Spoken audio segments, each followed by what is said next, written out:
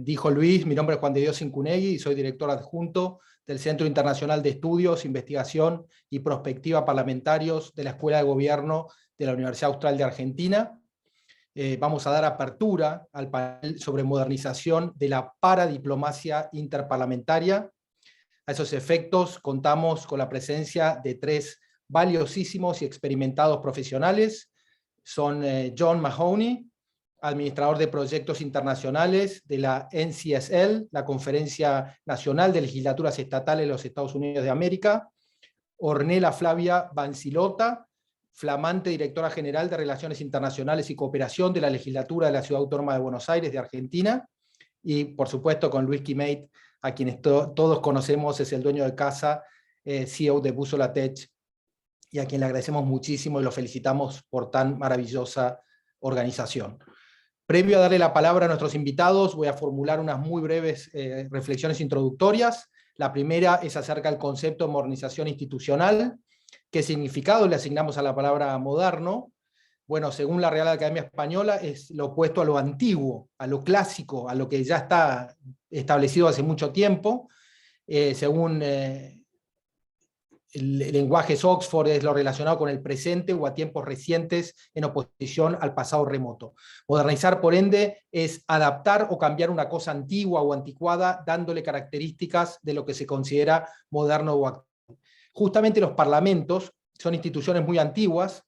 El parlamento más antiguo del mundo, que aún sobrevive, que aún funciona, es el Alþingi de Islandia, fundado en el año 930, país que con poco más de 330.000 habitantes se encuentra en el puesto número 12 del Índice de Desarrollo de Gobierno Electrónico, publicado en el año 2020 por la Organización de las Naciones Unidas, el que alcanza a todos sus miembros, es decir, a 193 naciones. Pese a ser una nación pequeña, tiene un parlamento muy moderno.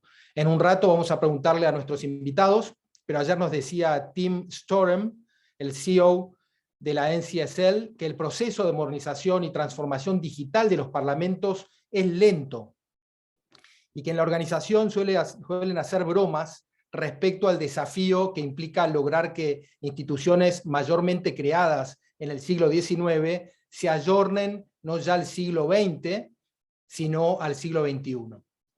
Por supuesto, también decía que la pandemia del COVID-19 ha reimpulsado los procesos de modernización legislativa y en particular todo lo relativo al uso de herramientas digitales, sobre todo para garantizar que las legislaturas estaduales continuaran funcionando en medio de las restricciones de movilidad y físicas impuestas para proteger la salud de los legisladores, de sus equipos, del personal, de las legislaturas y en general de la comunidad en su conjunto. Sin embargo, expuso un dato muy relevante. Consultados los legisladores estaduales sobre el particular, señala que un 95% aproximadamente manifiestan estar exhaustos, cansados de participar en reuniones a través de plataformas telemáticas, resaltando el valor y la importancia de recuperar el intercambio tradicional cara a cara. La referencia a las instituciones se vincula con los protagonistas de este encuentro, que son las legislaturas subnacionales y las entidades representativas locales, más allá de resultar de aplicación también a todo tipo de organizaciones públicas, especialmente a las de naturaleza legislativa, como las legislaturas nacionales e inclusive regionales, y a las organizaciones parlamentarias internacionales. Quiere decir que si bien este encuentro está focalizado en las legislaturas subnacionales y en las entidades representativas locales, lo cierto es que se trata de un asunto multinivel, que reconoce instituciones que van desde lo más pequeño, descentralizado y cercano al ciudadano, como son los órganos representativos de una ciudad o un pueblo, o inclusive las legislaturas provinciales o estaduales, hasta lo más grande, centralizado y distante del ciudadano, como son las legislaturas nacionales, las legislaturas regionales y, por último, las instituciones legislativas internacionales. La sola mención de todas estas instituciones representativas de corte legislativo demuestra que, si bien en conjunto poseen una naturaleza común, responden a realidades que denotan particularidades distintas que las diferencian entre sí. La modernización institucional de las legislaturas subnacionales y de las entidades representativas locales no será, en consecuencia, idéntica a la de las legislaturas nacionales, ni de las regionales, ni mucho menos de las instituciones legislativas internacionales. Tampoco, por supuesto, comparando entre propias legislaturas estaduales, que por supuesto Hay legislaturas que tienen, por ejemplo, en los Estados Unidos, un PBI 7 o más veces mayor que muchos países de Sudamérica. Fíjense, por ejemplo, en el diferente impacto que tiene el tamaño de una jurisdicción territorial en términos poblacionales, en la organización de sus instituciones representativas. No es lo mismo el Consejo Deliberante de un pueblo o ciudad pequeña, que generalmente cuenta con menos de una docena de miembros, que la legislatura de un estado como Minnesota, en los Estados Unidos, que posee 67 miembros, o el Congreso de los Estados Unidos, que posee 535 miembros, 100 senadores, 435 congresistas, o el propio Parlamento Europeo, que posee 705 eurodiputados que representan a 27 Estados miembros.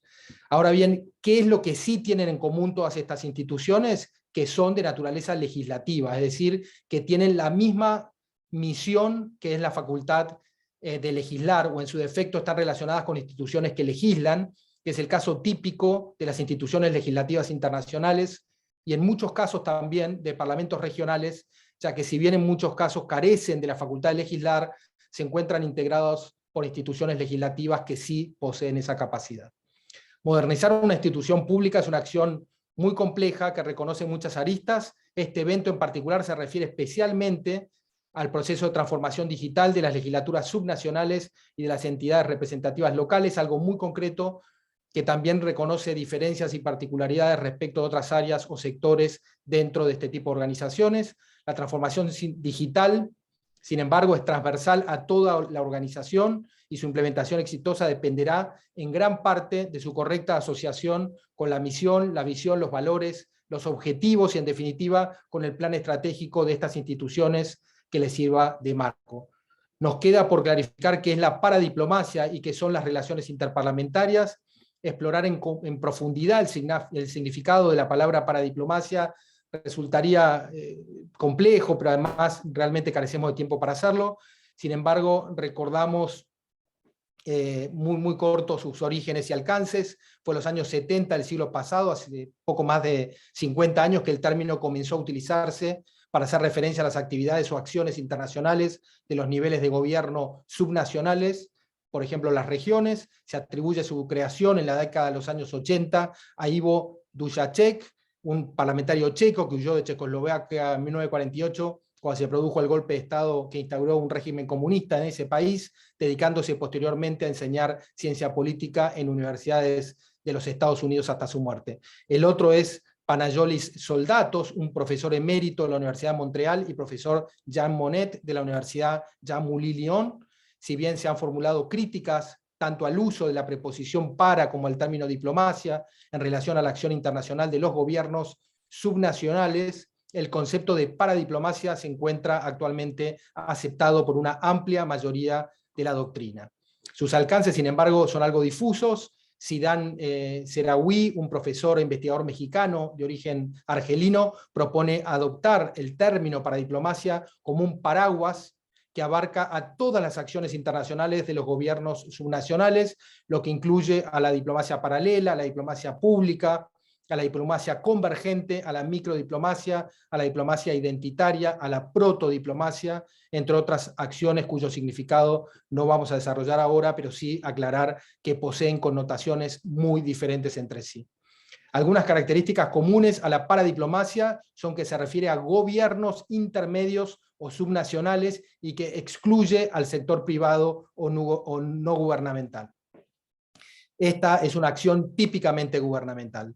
Como ejemplo, podemos mencionar algunas de las jurisdicciones que han participado en este encuentro, como los estados y territorios autónomos de los Estados Unidos, asociados a la NCSL, los estados, provincias o ciudades de Argentina, Australia, Brasil, Canadá, Colombia, Irlanda, Jersey, México, Pakistán, Reino Unido de Gran Bretaña, Irlanda del Norte, Sudáfrica, entre otros.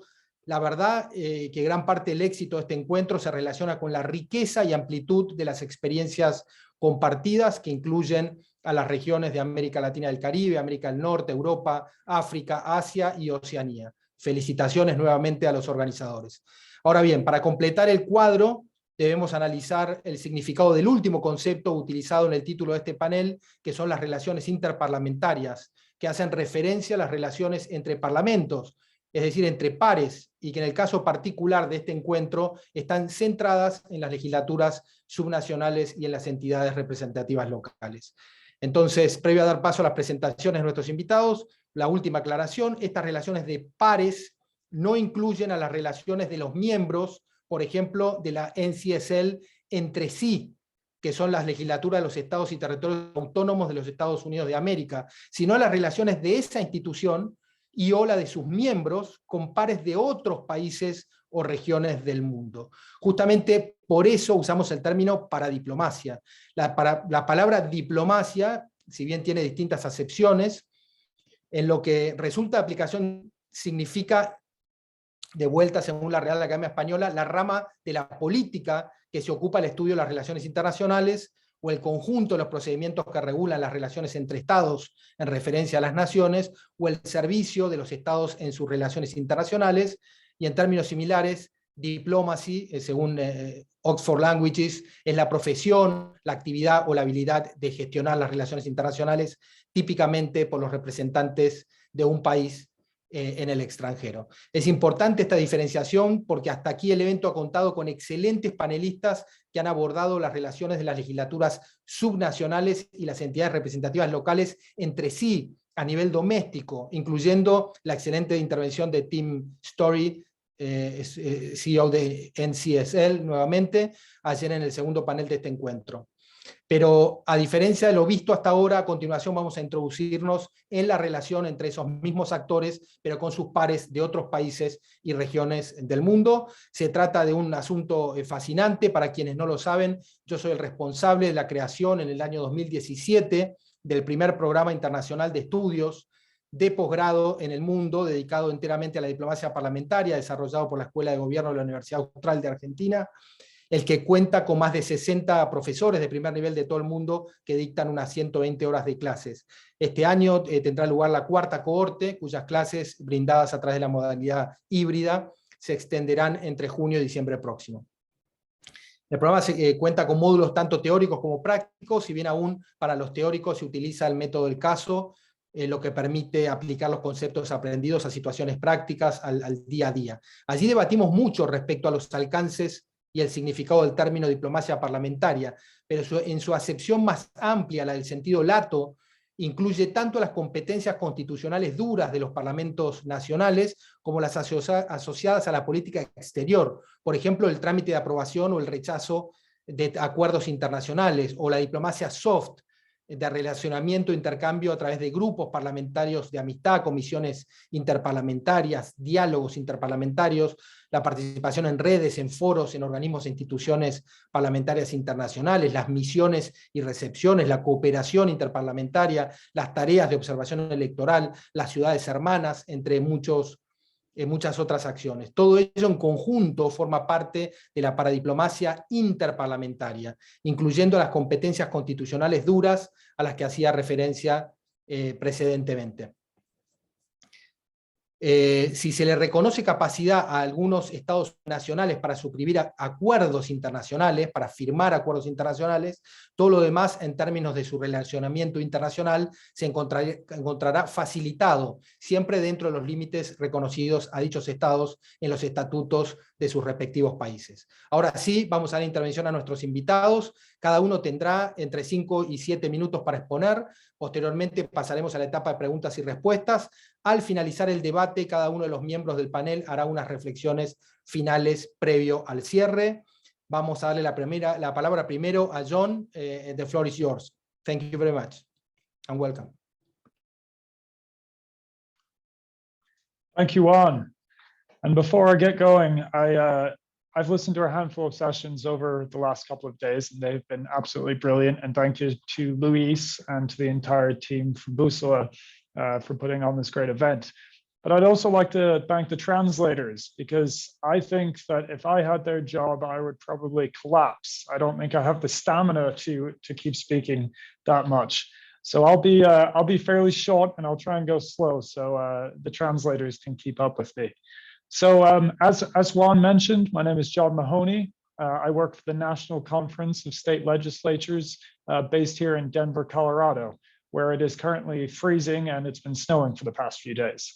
My role here at NCSL is I'm a project manager with the Institute for International Cooperation. So for about 40 years or so, NCSL has been engaged in international work.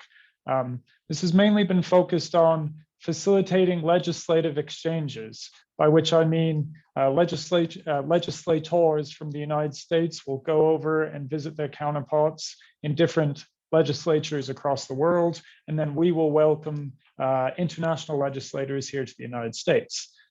Another way NCSL is engaged in this work is by providing technical assistance training, mainly focused on democracy building and institution building. We've worked in a number of countries around the world and a number of democracies to help strengthen their democracies, to strengthen their legislative assemblies, everything from training bill drafters to providing professional development for legislative leaders. So NCSL has a long history of this work in the international arena. And our Institute for International Cooperation is actually new this year, and I'm very honored to help lead it. And the goal, the mission of this institute is to continue to expand NCSL's international outreach. And this is something that we may get into, but we're living in an ever interconnected world, largely due to modern technology and the internet and social media. So it's really important that all legislators here in the United States build really strong relations with their counterparts abroad. So that's just an overview of what I do and how NCSL engages in this work. So I just want to begin by making some comments on what the state's role is and is not in the international arena. So obviously here in the United States, the federal government has the purview, has the right to do most official international actions. So to declare war, to make trade deals, to engage in international negotiations. Those are all under the purview of the federal government. But this doesn't mean that there is no role for the states to play. And this is a conversation I often have with my members. Once again, because of the way that technology is shaping our world these days, it is impossible, whether you are a legislator for a small village or town council, or you're in the federal government, it is impossible to ignore the impact that the international world and international affairs have on everyday things in our own communities. So to be an effective legislator, it's my belief, to be an effective legislator at any level of government, you have to be educated about international affairs, you have to actively engage in international affairs, and you have to talk to your constituents about it. You look at something like foreign direct investments. That has increased exponentially in the United States in recent decades, and it provides a lot of jobs and a lot of economic stimulus for local communities. Well, if you're a legislator for one of these communities that, say, an international company has come in and opened a factory, you need to have an understanding of the motives behind the company, the trade negotiations, which allowed them to have a presence in the market, so you can communicate with your constituents effectively. So just a few examples of how the states engage in para-diplomacy and in international relations. This morning, I went through, I should know this off of the top of my head, but unfortunately, I'm not that bright. I had to go back through all of the legislative websites, and I found 21 different state legislative chambers that have either standing committees, subcommittees, or task forces that strictly focus on international relations and/or economic development. So this is clearly an issue that is important to our states. And that's not to mention the committees that are focused on trade, immigration, climate change, all things that bring in an international aspect and that are being considered by our states on a daily basis. Another few examples, a handful of states either have or opening offices of international affairs and trade. I believe in Hawaii, there is currently a bill in process to open up an office of international affairs. And I believe in California, in the Assembly, and I'm sure one of our members will correct me if I'm wrong, but in the California Assembly, there's a bill in place that would require the state government to open up an office of international trade and development in Tokyo. So those are just a few examples of how the states engage in this arena.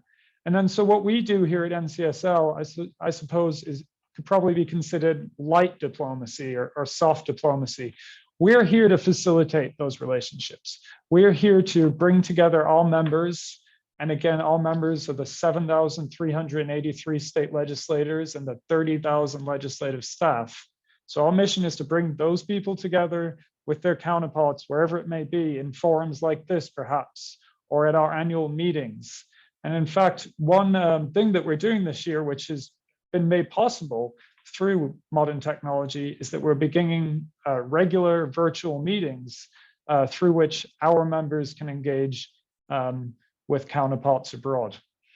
So that's generally how we operate, how we engage with the international community. I did, before I handed it over, just want to make some comments or express some thoughts about how diplomacy and para-diplomacy overlaps and engages with technology. So, you know, diplomacy, much like legislatures have been around a long, long time. You know, diplomacy predates legislatures, in fact. It goes back to the first relations and meetings between different tribes and different civilizations thousands of years ago. So it's a special practice, and it's a special profession, and it's one steeped in ceremony and in tradition. So it makes sense that people that practice diplomacy and diplomacy as a profession has always been a little skeptical and cautious of adopting new technologies. There's a famous quote from Lord Palmerston, who was Secretary of State for Foreign Affairs in the United Kingdom for many years, and he was the Prime Minister, I think, on 2 occasions.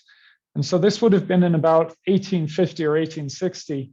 He received his first telegraph message, and he turned to his aide and he said, "Dear God, this is the end of diplomacy as we know it," because he just couldn't understand how something that used to take so much time, he had spent his entire career perfecting, and to travel to different countries and to meet with people face to face, all of a sudden like that had changed, and messages could be sent like that.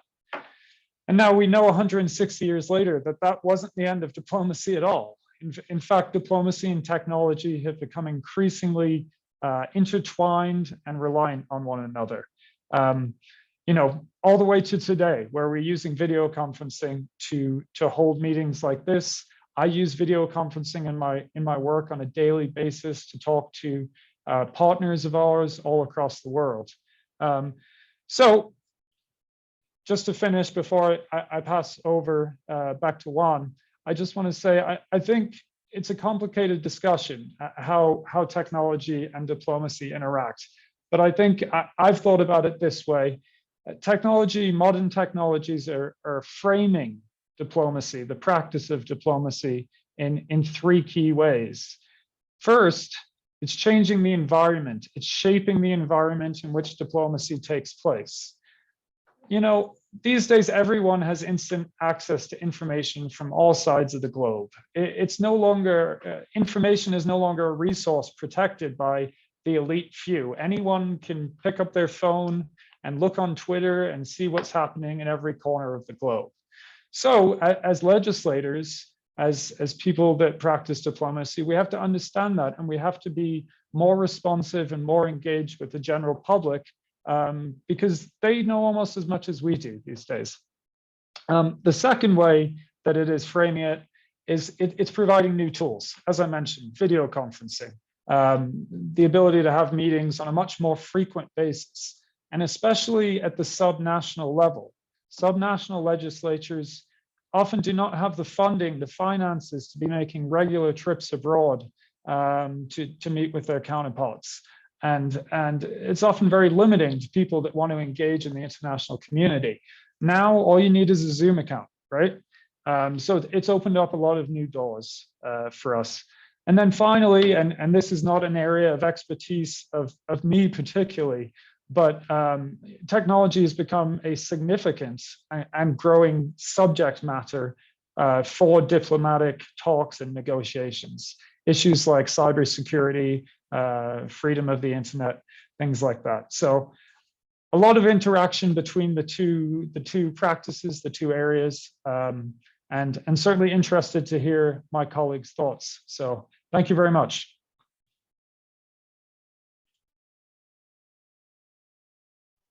Excelente, John. Muy buena síntesis, la verdad que muy completa. Vamos a escucharla a continuación a Ornella Vancilota, que es directora general de Relaciones Internacionales y Cooperación de la Legislatura de la Ciudad Autónoma de Buenos Aires. Adelante, Ornella. Muchas gracias, Juan. Hola. Thank you for everyone. Thank you, Luis. I will be speaking in Spanish, so I hope you don't mind about that. Okay. Ahí vamos. Gracias, Sean. Thank you, Sean. Bueno, hoy ya tuvimos una breve introducción muy buena. La verdad que tuve que sacar cosas de mi speech porque Juan hizo una introducción muy buena acerca de la paradiplomacia, con la cual coincido y muchas de las partes las tenía preparadas. Al respecto, solo aclarar y decir, bueno, coincidir con el fenómeno de la paradiplomacia y decir que, bueno, en Argentina, relacionado con la legislatura de la Ciudad de Buenos Aires y el rol que tiene, esta independencia que tiene la ciudad viene de la reforma constitucional que tuvimos hace casi 30 años, en donde se les reconoció a las provincias la posibilidad de gestionar sus propias relaciones internacionales, obviamente con algunas excepciones reservadas a la competencia federal, pero tiene un ámbito de aplicación bastante amplio. Por ese motivo es que la Ciudad de Buenos Aires en Argentina se la considera como Ciudad Autónoma de Buenos Aires. Entre los nuevos actores que reclamaron participación en los últimos años en el ámbito internacional, ingresa aquí las unidades subnacionales, materias que tradicionalmente antes eran llevadas a cabo por el Estado-Nación. Tal como decía John en su exposición, muchas de las acciones eran reservadas al ámbito nacional, y lo que hacen estos organismos, estos parlamentos locales y regionales, es coadyuvar entre todos a una política de Estado en común. Esta participación, bueno, se recibe la denominación de paradiplomacia por los términos técnicos que explicó Juan precedentemente, pero se caracteriza como la participación de estos gobiernos no centrales en relaciones internacionales a través de establecer algunos contactos ad hoc con entidades privadas o públicas del extranjero, así como también con organizaciones, Banco Mundial, BID, bueno, entre otras, con el fin de promover asuntos socioeconómicos, culturales, sociales, y con cualquier otra dimensión dentro de los que sean sus competencias constitucionales. A todo esto sumo el gran aporte que hizo la tecnología en la inmediatez y en el rol que tienen estas unidades locales para poder interconectarse. Algo bueno tenía que tener el COVID y la pandemia, y creo que este fenómeno de poder juntarnos en todo momento y rápidamente, sin a veces contar con el presupuesto, como bien decía John precedentemente, cuando no se tiene el presupuesto necesario, esto agilizó muchísimo algunas relaciones. Bien, entonces, ¿qué tiene que ver la paradiplomacia con las relaciones internacionales? Todo, ¿no? Es hacer relaciones exteriores desde lo local, es una nueva rama de la gestión pública que a veces puede ser acompañada por el gobierno, porque sea del mismo color político o no, pero en algunos casos uno tiene, como nos está pasando actualmente en Argentina, que la Ciudad Autónoma de Buenos Aires tiene un color político y la nación tiene otro color. Bueno, también todo se trata de consensos, ¿sí? La paradiplomacia entonces busca aprovechar al máximo posible las oportunidades de relacionamiento, a efecto de que los gobiernos locales puedan acceder a otras esferas que históricamente fueron reservadas a las jurisdicciones federales. Ahora bien, también habló un poquito Juan de la parte histórica, ¿no? Que el Estado-Nación nació con la paz de Westfalia allá por el año 1648, y las ciudades muchas veces precedieron o antecedieron a esta figura ficticia de alguna manera. De hecho, ha existido Roma y Venecia antes que Italia, por ejemplo, antes Atenas que Grecia, antes Constantinopla que Turquía, entre otros ejemplos.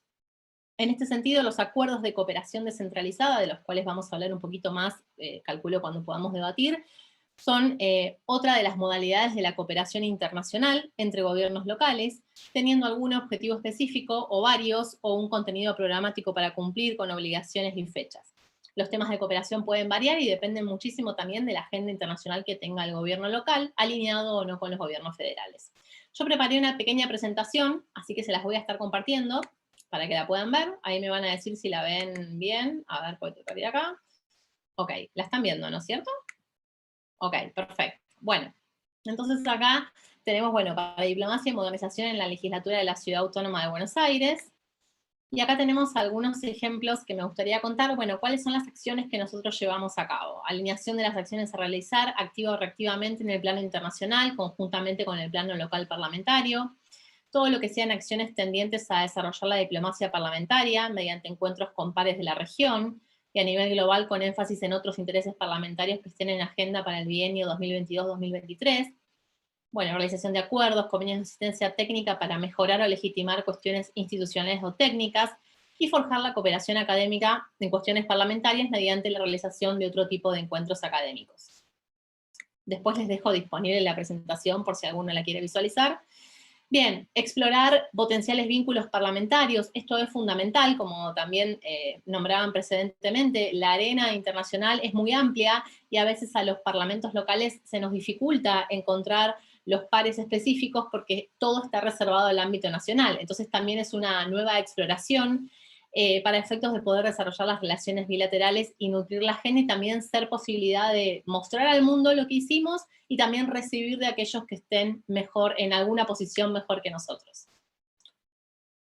Bueno, acá es el modo en que planeamos los objetivos en relaciones internacionales, que es la puesta en común, un brainstorming de actividades, luego en una siguiente etapa aprobar, reformular un diseño de plan de trabajo y agenda en conjunto, como les dije precedentemente, a veces con el gobierno federal, en otras ocasiones no, pero siempre alineados con el poder ejecutivo y con los otros poderes a efectos de poder hacerlo más global y más integrador. Después, finalmente, también el termómetro social, que es muy importante para la implementación de determinadas políticas, incluso para planificar la agenda internacional, ¿no? Siempre el termómetro social de la gente es muy, muy importante para tener en cuenta quién nos legitima, específicamente a los legisladores. Y en la última etapa sería la proyección internacional y análisis de lo ejecutado. Nosotros planificamos 6 meses desde el inicio y después, bueno, vuelta a comenzar de cada uno de los procesos. Por último, para mostrarles las acciones específicas que realizamos en la legislatura de la ciudad, bueno, proceso de modernización tecnológica, que se basa en que si bien la legislatura venía atravesando un proceso hacia la modernización de los sistemas, la pandemia nos obligó a acelerar esos procesos y hoy contamos con un renovado sistema de búsquedas parlamentarias online que es accesible para todo el público y obviamente desde cualquier lugar del mundo. Este mecanismo permite acceder en tiempo y forma a todos los proyectos parlamentarios que presentan los diputados de la Casa en forma inmediata y seguir el trámite legislativo desde su inicio a fin. También el hecho de que tuvimos que mudar en principio a plataformas audiovisuales toda nuestra actividad, que antes era exclusivamente presencial, permitió que todo quede registrado en nuestro canal de YouTube y se pueda acceder a reuniones de comisión, eventos, jornadas, incluso luego de pasada la fecha de su celebración. Esto permitió también la participación y el debate con invitados de otros países y hoy es un buen indicador, creo yo, que si bien la pandemia esperemos que en algún momento termine y el COVID se vaya, creo que vamos a estar preparados para casi cualquier cosa que pueda pasar, pero bueno, esperemos que no suceda más nada. Respecto de las reuniones protocolares, la agenda de la vicepresidencia de la Casa, tanto de la gestión anterior como de la que acaba de asumir en diciembre del 2021, realizamos reuniones con embajadores a través de la subsecretaría que preside el doctor Pablo Garzoño, que bueno, con la Embajada de la República de Portugal, con la Embajada de Alemania, bueno, con diversas embajadas, y con algunas de las cuales hacemos convenios de colaboración y de cooperación, o por ahí emplazamos algún lugar público con ese nombre, ellos hacen donaciones al gobierno de la ciudad, una de ellas es la que está actualmente en trámite, que es de la Embajada de Australia, que va a donar una escultura para la Plaza Australia, acá en la República Argentina.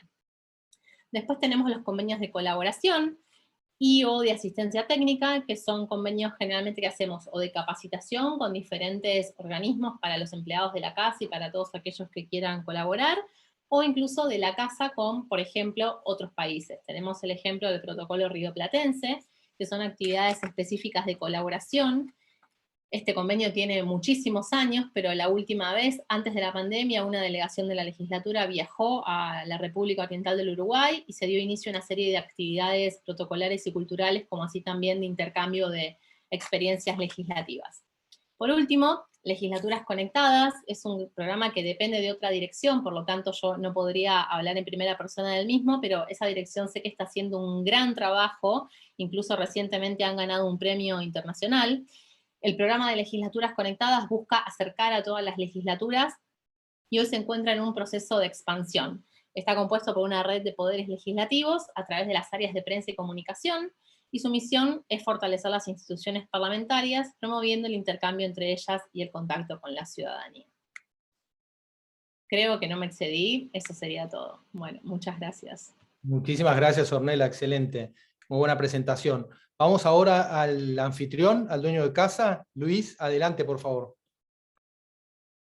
Thank you so much, Juan, for organizing such qualified panel discussion and for proposing this topic when we discussed it in our last meeting and you gave us this idea. I thought it would be a very interesting discussion.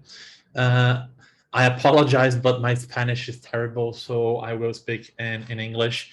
I'll try to do it slowly so our interpreters can catch up. And it's a pleasure to meet you, Ornella, and good to see you again, John, as well.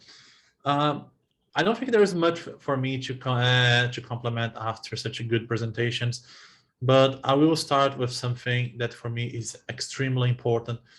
And I will use something that John mentioned. Technology drives cooperation. We are living in an interconnected world. So at the same time, we are discussing here from Brazil, Argentina, and the US.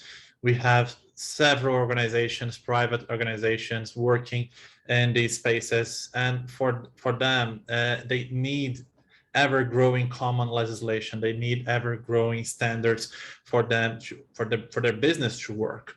And sometimes there are such a technical discussions that parliaments have quite a hard time doing this. So in many cases, why not legislatures or legislatures establish channels of cooperation and collaboration to understand together how they can work in this regulatory business for them not to eliminate or to harm innovation or entrepreneurship, but to allow it and to foster it. So this is one of the first channels of cooperation we see as modernization or innovation as the object of parliamentary innovation applied to the legislative production. But secondly, and most important in our case, is the parliamentary interparliamentary diplomacy applied to the institutional level and to the enhancement of the legislative process per se. And we know of several different forums that do this, such as the Interparliamentary Union with the Center for Innovation in Parliament, the Commonwealth Parliamentary Association, that is the late British Empire territories countries. For example, in the CPA, is one of the largest forums that contemplates both national and subnational legislatures from these countries, something that is very interesting and in other forums we cannot find. So we work finding these legislatures and connecting them, such as we're doing this event today, so they can learn from each other's mistakes and accomplishments in the digital transformation and modernization realm. Because as we usually say to these colleagues, innovation requires risk. Innovation has a cost, a political cost, a financial cost, and a social cost. The better you work for reducing these costs, the easiest it is for the legislative institutions that are traditional, institutional. They are consensus building. Their decision making is based on consensus building, meaning averse to the risk in some cases. And they have severe issues with the internal balance of power. So they have all the elements that would not allow or would not foster innovation. So how can we diminish the cost of the error in the innovation? Through collaboration. And this is how we are trying to accomplish this, to sharing these expertises, other legislatures invested so much to learn, so they can help other colleagues to advance the enhancement of the legislative process through technology. And I'd like to share some cases here today. And for example, Patricia Almeida leads a very interesting project in the realm of the Interparliamentary Union in the IPU Open Data Hub. That is a group of 35 parliaments, if I'm not mistaken, the last count, because they are growing fast. And they are creating an interparliamentary cloud, meaning that you as a citizen in any country could access this cloud, or you as a member or as a civil servant or as a staff, you could search for propositions in different topics and find the text of these propositions that have been debated in other countries. But then this goal is not so easily achievable because you require unprecedented levels of cooperation at the technical level in these legislatures. They have to create common standards. They have to create common languages for the drafting system, the drafting process. They have to create an artificial intelligence to understand and translate technical terms in order to standardize this in this platform. So this is one of the largest projects we know today that are relying on interparliamentary cooperation and diplomacy at a technical level. And they have met several times in person before the pandemic to discuss these issues. And in consequence of this network, this group, has strengthened and has boosted the response of these legislatures during the pandemic, because these colleagues at the technical level, the clerks, secretary generals, and IT directors, they managed to cooperate and share knowledge at the very beginning of the pandemic to implement remote deliberations, for example. And this is unprecedented. So Brazil was one of the first countries in the planet to implement a remote deliberation system. And the Senate, for example, the first thing they did, they create a web page in Spanish, in English, in French, and started to share with everyone, saying, here is the technical specs. Please copy this, use this. We are handling this to you as a sign of good faith. And for us, it doesn't end there, because this institutional friendship, as we like to call it, it starts at the technical level, but very easily permeates to the political level as well. Because members, when they are familiar with, differently from the US, in many countries, members are not so, they are not so aware about the realm of possibilities of foreign affairs. So once they are made aware of this, so, oh, okay, I have been discussing with the Secretary General about a proposal I'm submitting about a specific topic, but I wanted to learn more about this to enhance my project before I submit this. And the Secretary General say, okay, I can reach out to my colleague, the Secretary General in the other parliament, and see who is the rapporteur of a similar project in their parliament. So you can meet, you can discuss, you can enhance how public policy is being doing in these countries. And at the end of the day, in the medium to long term, you are seeing the strengthening of the bonds of friendship between these societies, because they are, bit by bit, they are starting to create several bonds of cooperation, regardless of the administration of the executive power. You're creating a multiple level, a multi-layer strategy of cooperation between these countries. So to end here my presentation, so we can have a conversation for us to use a channel for paradiplomatic interparliamentary paradiplomacy. It's of the utmost importance. And for us, there is no digital transformation without collaboration, without cooperation between the legislatures, because the cost would be too high. The political cost, the financial cost, and the social cost, because we're talking here about a public institution that represents the entire an entire jurisdiction. So, for example, the city of Buenos Aires or the state of São Paulo or the U.S. Congress, it wouldn't work. It only works as a network. It only works as a group of institutions and a group of people working together to get to this goal. That is how to make a parliament more digital ready, how to make a parliament more resilient, and how to ensure the continuity of the institution, regardless of a pandemic, regardless of a conflict, regardless of any external action. Parliament cannot stop, and technology can help on this. And secondly, how can we enhance the activity of parliaments? As was mentioned previously before my presentation, we are talking about here an institution that we can date back to 2,000 years. We can relate some of the processes we are doing today to the Roman Senate. So how can we enhance this, but at the same time keep the traditions that makes the parliament the parliament? So I think to tackle this goal, the only channel to do it is through cooperation and collaboration. Thank you, Juan, for your leadership here, and I am at your disposal to answer any questions. Muchísimas gracias, Luis. La verdad que voy a tomar cosas de los cuatro, porque me parece que han dicho todas cosas muy coincidentes.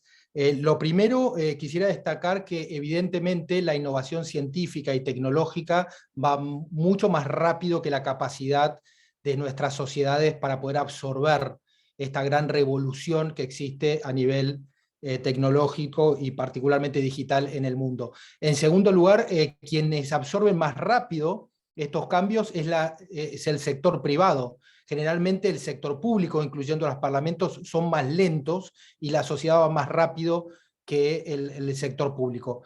Por otro lado, es cierto lo de la interdependencia, es cada vez mayor justamente con motivo de la tecnología, de los avances de todo tipo en nuestras sociedades. Sin embargo, estamos viviendo momentos en los que hay cada vez mayor interdependencia, pero no necesariamente una cooperación que acompañe esos mayores niveles de interdependencia. Y por eso quiero hacerles una pregunta basándome en lo que ustedes mismos han dicho. Luis, por ejemplo, diferenciaba el nivel, digamos, de relacionamiento, de intercambio, de cooperación político-institucional del técnico-institucional, ¿no? Dos niveles que deberían ir de la mano. De lo técnico se ha hablado mucho durante estos días, pero se ha hablado poco de lo político, que lo político es justamente la diplomacia o la paradiplomacia en el caso de los niveles subnacionales. Entonces, mi pregunta un poco para ustedes, para los tres, es, primero, en su experiencia, ¿cuánto, digamos, de beneficio, de positivo, cuánto de restricciones o de riesgos, cuánto de desafíos tiene esta relación entre lo político institucional y la factibilidad de poder llevar adelante una cooperación certera, eficaz, etcétera, entre parlamentos en materia de modernización parlamentaria?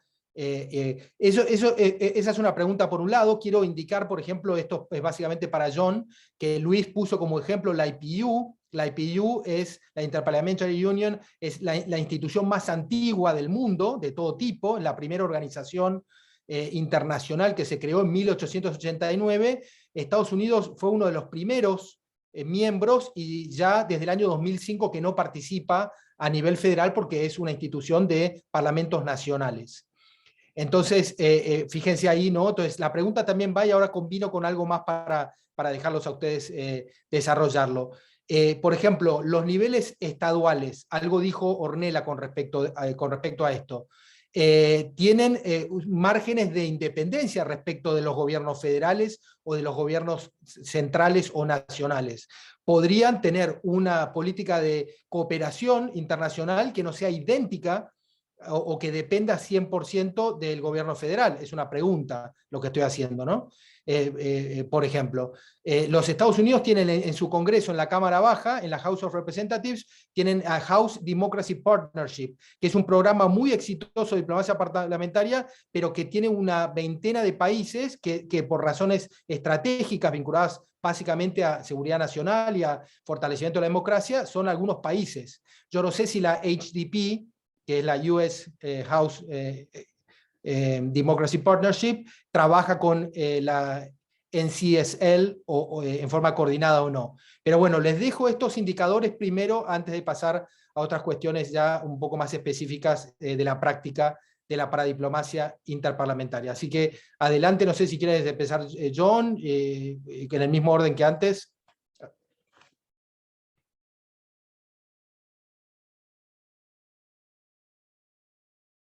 I can try and answer a few of Juan's great ideas and great questions he brought up. The one that particularly struck home for me was this idea of whether the US states could separately organize and work on an international cooperation policy together. And I do think that is possible, and I think it would be greatly beneficial. Just to point to an example, back in 2017, when our former president pulled out of the Paris Climate Accords, a group of 24 states, I think, and 3 territories came together, and they formed called the US Climate Alliance, basically saying that they were going to stay in the Paris Climate Agreement and that they were going to continue. So it is possible. There is precedence for states acting together like that. That is something that certainly NCSL would like to facilitate. The problem comes, as you perhaps alluded to, at this tension with the political sphere and the technical sphere and the diplomatic sphere. Here at NCSL, we're bipartisan. We represent both parties, and we're very proud to do so. So when we take actions, whether that is lobbying the federal government on a particular issue or creating a group like this idea that Juan proposed, we need to have a majority and sometimes a supermajority. So sometimes political tensions come into play when trying to do something like that. But I do think we're in a period where, regardless of your political ideology or your partisan attachment, everyone is realizing the need to be more integrated with and educated about what's going on in other parliaments and other legislatures.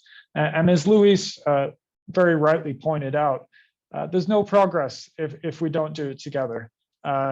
We need cooperation, and that's why when we renamed our program as the Institute for International Cooperation, we were very methodical about including cooperation there, because in the past, I think the United States probably came across as the master of all things democratic and governmental, and preached to the world. But that is maybe no longer the case. And I think there is a growing awareness of that within the United States. So no longer do we see ourselves as kind of teachers and students, but we see us all working together and cooperating to move forward to modernize our legislative bodies. So those are just some of my thoughts. Happy to hear from my colleagues here.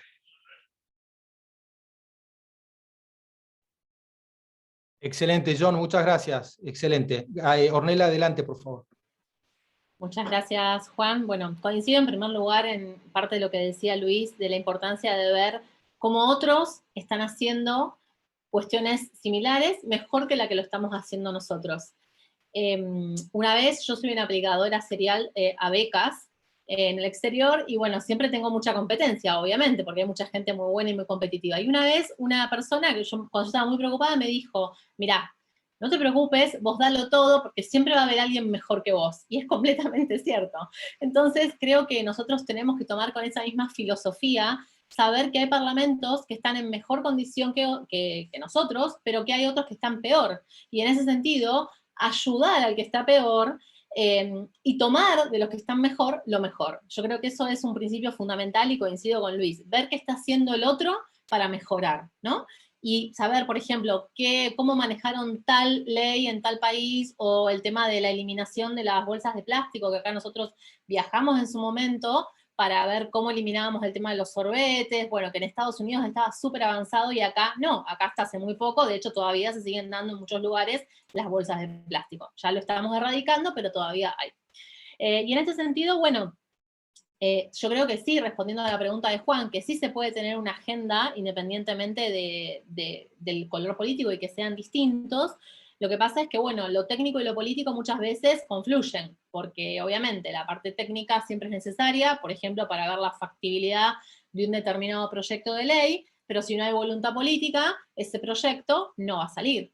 Entonces, uno en eso tiene que confluir y tratar de ser lo más técnicamente y políticamente correcto y sociable para que eso suceda, ¿no?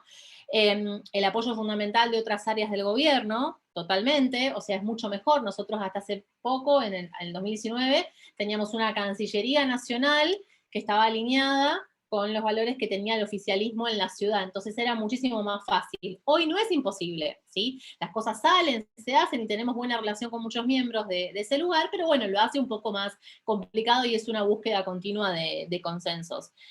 Por último, el acompañamiento de la normativa creo que es fundamental y de las acciones para que se proyecten a futuro y de la planificación, y bueno, y nuevamente el tema de la cooperación entre pares a mí me parece fundamental. Muchas gracias, Luis, adelante, y después nos dice Luis si tenemos tiempo para una ronda más o vemos qué hacemos. I think we are already in the time of this next panel, so I think if we are super quick, I think we have the time for one more round. But sharing my thoughts here on what the colleagues just said and answering to your comments, Juan. I believe there are the two dimensions on what we have been working on the legislative power, both at national and subnational level. I can describe. I was trying to think how to describe this. Basically, we understand as two very large. There are two dimensions with very large areas, with one small area overlapping. So the interest of the technical level of the staff that is permanent usually to the institution is one, while the political level usually with members that are elected from 2 to 2 years to 4 and 4 years or 8 to 8 years is somewhat different from that. So obviously they overlap in some discussions, but on the daily basis they don't. And that's the opportunity we have to understand.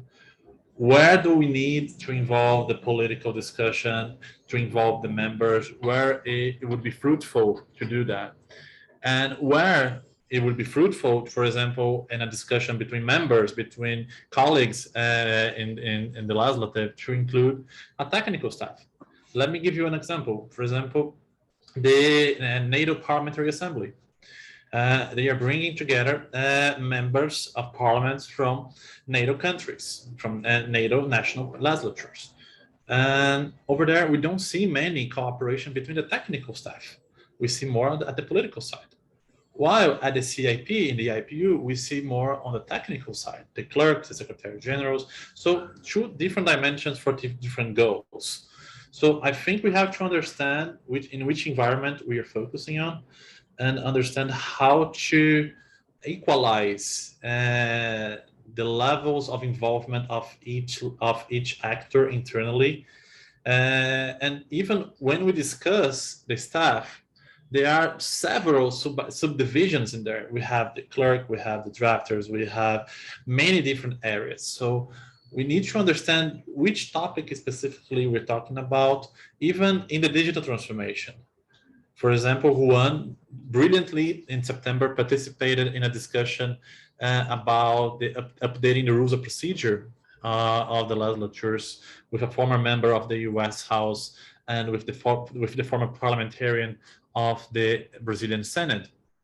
And this discussion, although at the technical level, was somewhat more closer to the political side. While if we promoted a similar discussion, bringing IT directors or other technical staff would be a completely different level of cooperation. So I think we need to understand the topic and to bring the relevant discussion about it and to equalize these different powers working within the parliament.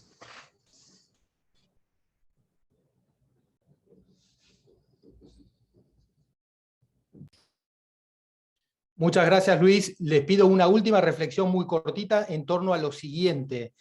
Ustedes han hablado de la importancia dentro de sus organizaciones de impulsar la paradiplomacia interparlamentaria. Yo quisiera que hagan alguna mención sobre los desafíos, sobre todo para mantener sustentables en el tiempo y logrando progresos esta tendencia hacia la cooperación, hacia el relacionamiento y sobre todo para sostener procesos de modernización que deberían ser cada vez menos excepcionales y más continuos por la velocidad de los cambios. Y quiero llamar la atención no solo de los sectores públicos, sino sobre todo de sociedad civil, de líderes de todo tipo. Me parece muy importante en lo tecnológico las iniciativas de la comunidad TECH, por la propia bússola TECH creo que está haciendo un aporte gigantesco, no solo en Brasil, sino en la comunidad internacional. Y les voy a citar, para inspirarlos, una frase del Estatuto de Creación del World Economic Forum, que es muy exitoso y es de alto nivel internacional, dedicado a asuntos globales. El progreso ocurre al reunir a personas de todos los ámbitos de la vida que tienen el impulso y la influencia para lograr un cambio positivo. ¿Cómo hacen ustedes para lograr esa potencia y que un cambio político no extinga los sueños?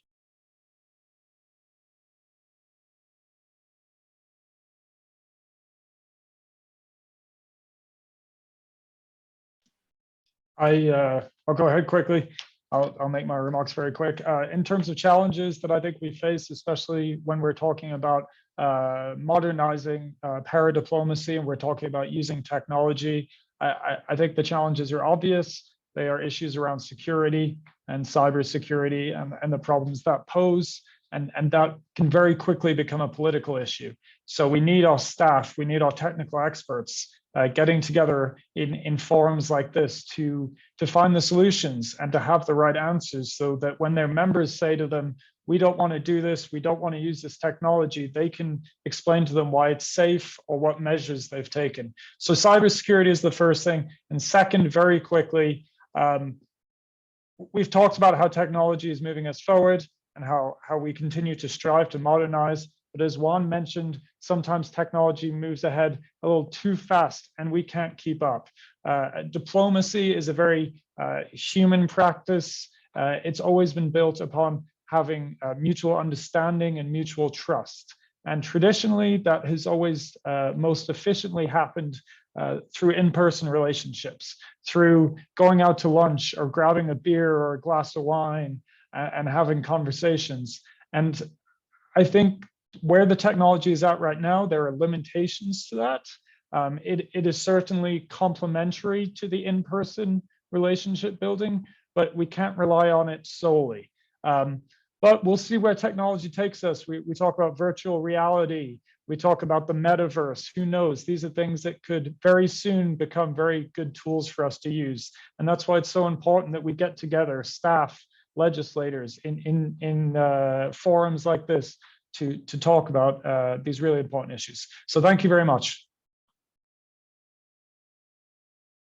Gracias, John. Bueno, gracias. Continúo. Bueno, en primer lugar, creo que desafíos hay muchos y de todo tipo, que sería imposible enumerarlos acá. Y también creo que los cambios sociales ocurren muchísimo más rápido y que después nosotros tenemos como la tecnología y que nosotros tenemos que ir corriendo a adecuar la normativa y todo el espacio legal para los cambios históricos sociales que se gestan a través del tiempo, pero que bueno, que suceden muchísimo más rápido que lo que nosotros querríamos.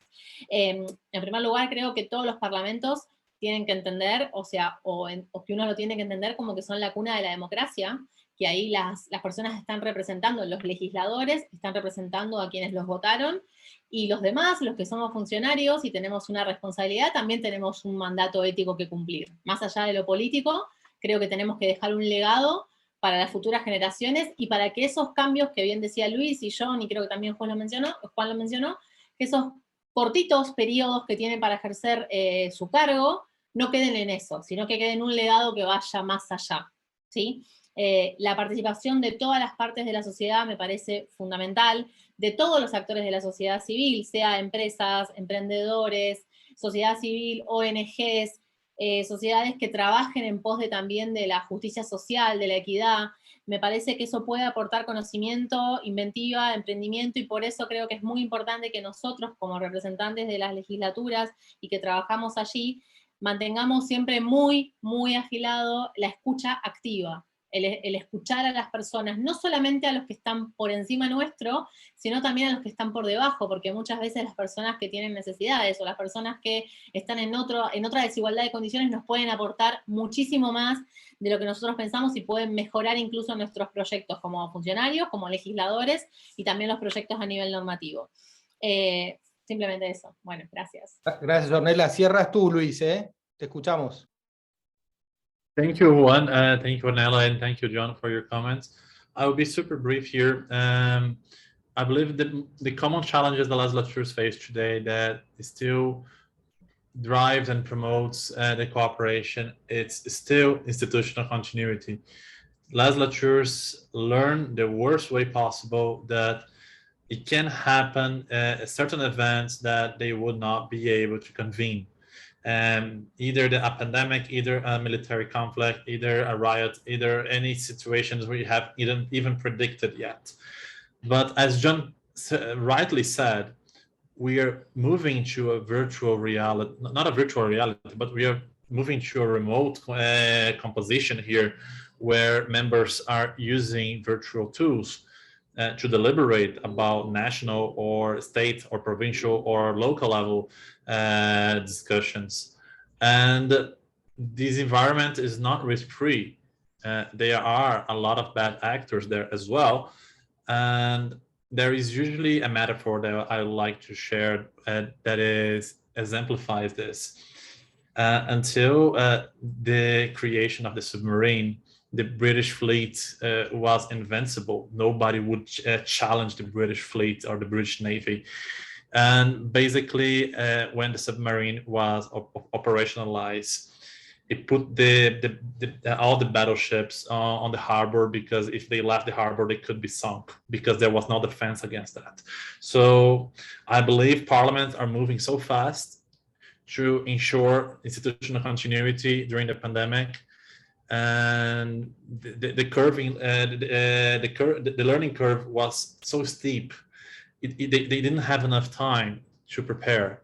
So they are preparing now, and as we're seeing in many cases. So this is not a risk-free environment. Cybersecurity is important. Many parliaments are not yet ready for this, but they are getting ready, and this is important. And this is important because those that have the most knowledge and the most capacity, they can help the others to operationalize their strategies as well. And to finalize, I believe technology can be very useful in the promotion of interparliamentary paradiplomacy, because not because of Zoom or Twitter or any of these tools we're talking about, because they are the tip of the iceberg. But let's think here on the preparation for a mission. Let's think here on a preparation for a meeting or for a proposed partnership between legislatures. The amount of information available today is unprecedented. So myself here from Brazil, I can research from, for example, the Minnesota State Senate in the US, and I can find relevant information. I don't have to travel to Minnesota anymore to find this relevant information to prepare for a mission, for example. The same goes for Australia, for Mongolia, for France, or for Argentina. So this is very helpful.